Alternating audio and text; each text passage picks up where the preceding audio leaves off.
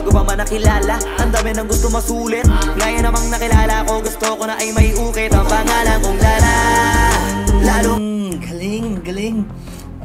Bago pa siya makilala, nasulit niya na when it comes sa financial, nakatulong sa mga pamilya niya. Pero ngayon kasi na kilala na siya, parang hindi na about sa money.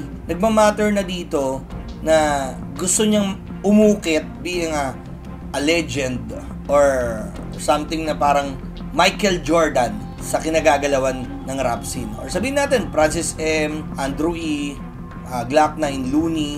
Bumakat na siya sa ganong pwestuhan. And I think, hindi naman masamang mangarap na bumakat ka sa larangang kinagagalawan mo. Lalo't kinikilusan mo at pinapatunayan mo na deserve mo din naman. Damn! Basta sabihin ng iba, hindi mo kaya. Maniniwala din sila, huwag kang magduda. Yo, check mga kanok, nagpaputok ng putok na balita sa inyo. Putok na balita saan? For today's video, mga tol, gagawin natin ng reaction video. Itong full clip ni Apex and Flow G, and uploaded to 6 months ago. Napakasipag din talaga nitong mga to, no? Pero big shoutout kay Apex. Subscribe din kayo sa channel niya. Siyempre, mag-subscribe na rin kayo sa channel natin, no? Nagpaputok, hindi ko na para patagalin dahil marami mo tayong gagawin. Let's go! Full clips. Ooh! Babataas no? Ganda ng ano. Tsaka grayscale yung gamit niya. Okay, full clip, Moon.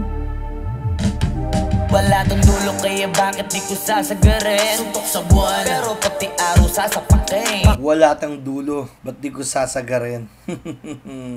Pakiramdam ko nagawa ko na ang dapat gawin. Nangyari namang mabalak pero may balak pa rin. Kahit gumana na yung plano ay may nangyari na yung mga balak pero may bala pa rin. Meaning to say, hindi lang siya, it's all about sa full clip na Moon. It's all about din sa reserba or bala na full clip yung sa gun, na kung saan may reserve pa sila para sa mga pwede pang galawan o pwede pang mangyari sa paglalakbay nila, sa buhay nila or sa music industry.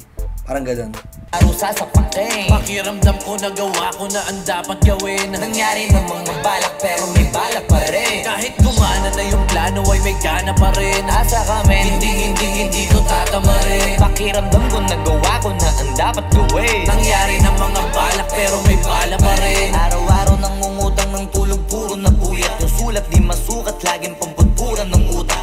Araw-araw ng utang ng tulog, puro na puyat. What the fudge? Flow G, kakaiba. Sa batugan kasi ginamit niya yung ulo mo, magnet, tapos unan, magnet, parang ganun, bakal. Dito naman, parang sinasabi niya na pinagpupuyatan niya yung pangarap niya. So, nangungutang siya ng tulog para magpuyat para sa pangarap niya, sa pag-abot, sa paglalakbay. Balak pero may bala pa rin. Araw-araw nangungutang ng tulog, puro na puyat. Yung sulat di masukat, laging pamputpuran ng utak. Ulak pa rin ng tulak, lalo't ramdam kong umuusap. Ganon talaga siguro pagkapangarap mo lang pasulap. Tulak ng tulak, lalo na nararamdaman mo na umuusad. Sino ba namang hindi sisipagin kapag alam mo na yung pinapangarap mo umaandar na ng umaandar kahit konti Di ba? Kahit konti umaandar na umaandar. Para at the end of the day, magugulat ka na lang, nandun ko na sa pangarap mo. Ganon talaga siguro pagkapangarap mo lang pasulap. At ayoko masanay na makatikim ng puri. Baka mabusog yung gutom ko, Diyos ko, ako din nalugi. Bago pa man nakilala. Doon mga tol, darating kasi yung time kapag ka nagkakaroon ka na ng pangalan, possible lumaki yung ulo mo kapag ka masyadong pinipraise ka na or marami ng taong humahanga sa'yo. So, pwede kang kainin ng kasikatan mo. Pero si Flow G, hanggat maaari, hindi niya kinukonsinte yung sarili niya na lumaki yung ulo niya. Kasi nga, darating yung time, baka mawala yung gutom niya sa ginagawa niyang bagay or yung passion na pinagtutuunan niya. Punto ko na dapat be humble, dapat laging gutom sa ginagawa, and wag na wag kang magpapakain o magpapasakop sa kasikatan na pwede mong makuha. Bago pa man nakilala, ang dami ng gusto masulit. Ngayon namang nakilala ko, gusto ko na ay may ukit. Ang pangalan kong Lala. Galing. Bago pa siya makilala, nasulit niya na when it comes sa financial, sa mga pangarap niya, material, nakatulong sa mga pamilya niya. Pero ngayon kasi na kilala na siya, parang hindi na about sa money yung nangyayari. Nagmamatter na dito na gusto niyang umukit, being a legend or something na parang Michael Jordan sa kinagagalawan ng rap scene. Or sabihin natin, Francis M, Andrew E, Glock 9, Looney, bumakat na siya sa ganong pwestuhan. And I think, hindi naman masamang mangarap na bumakat ka sa larangang kinagagalawan mo, lalo't kinikilusan mo at pinapatunayan mo na deserve mo din naman. Ngayon dito ako dinala, bago pa matabunan magmarka, kahit mga bagay na hindi na dapat ginawa.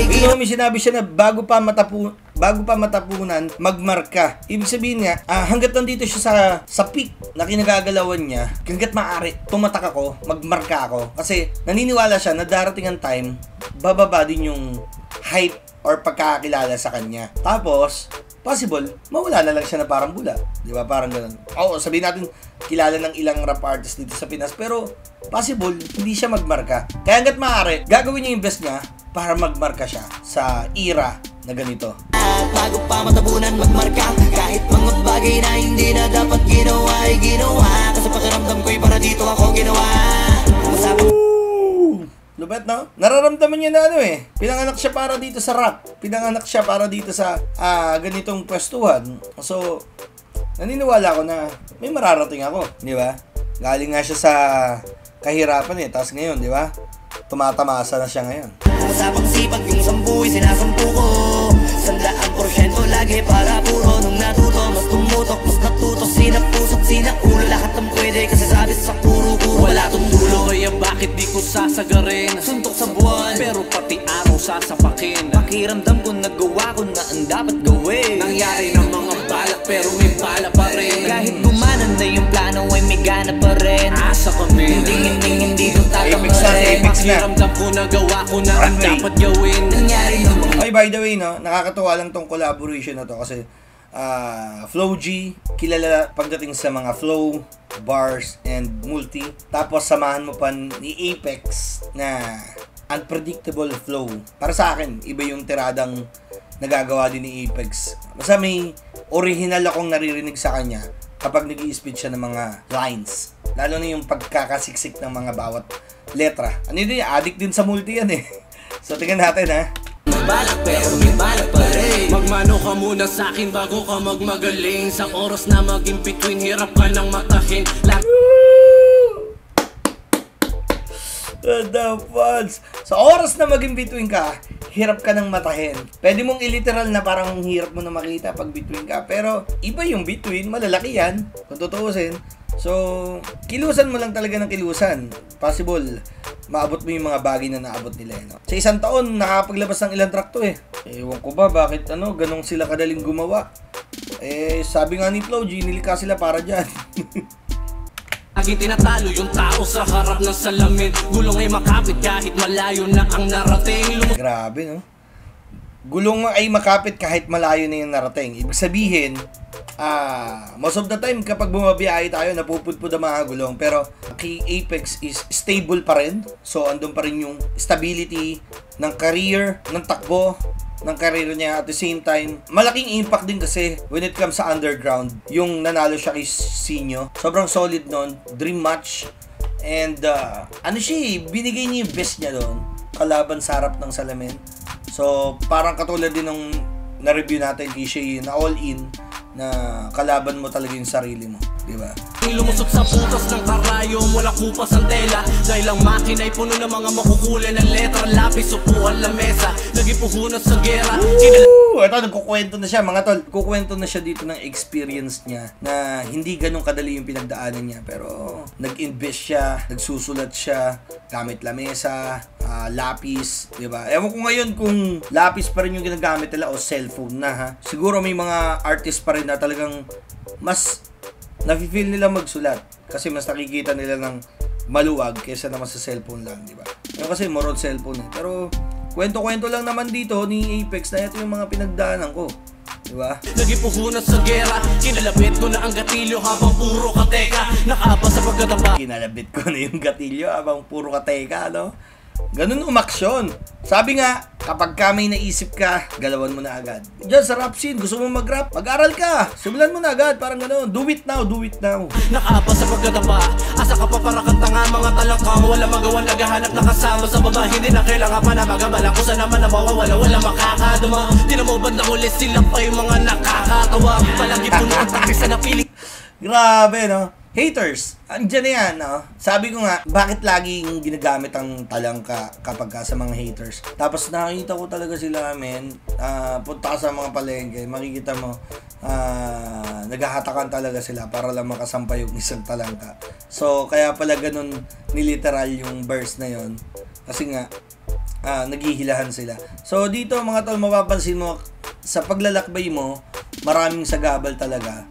And maraming pipigil sa pag-abot ng pangarap mo. Pero ituloy-tuloy mo lang, darating ang time sila na yung katawa-tawa kapag narating mo na yung mga dapat mong abutin sa buhay, especially sa pagiging rap artist, para lang ilagay natin dito sa senaryo yung ginagamit nila, di ba? Daanan, di hahayaan, may makinabang sa pinaghirapan. Hindi mapapagod malabo, matakot sa labang, wala nang atrasan. Lilipad na matayo kahit na umabot pa hanggang kalawakan. Wala tong dulo kaya bakit di ko sasagarin? Suntok sa buwan, pero pati araw sasapatin. Pakiramdam ko nagawa ko na ang dapat gawin. Nangyari ng mga balak pero may balak pa rin. Kahit gumana na yung plano ay may gana pa rin. Asa kami, hindi to tatamarin. Pakiramdam ko nagawa ko na ang dapat gawin. Nangyari ng mga balak pero may bala pa rin. Wala akong dulo kaya bakit di ko sasagarin? Suntok sa buwan pero pati araw sasapakin. Pakiramdam ko nagawa ko na ang dapat gawin. Nangyari ng mga Big shout out dun sa nagbi-beatbox.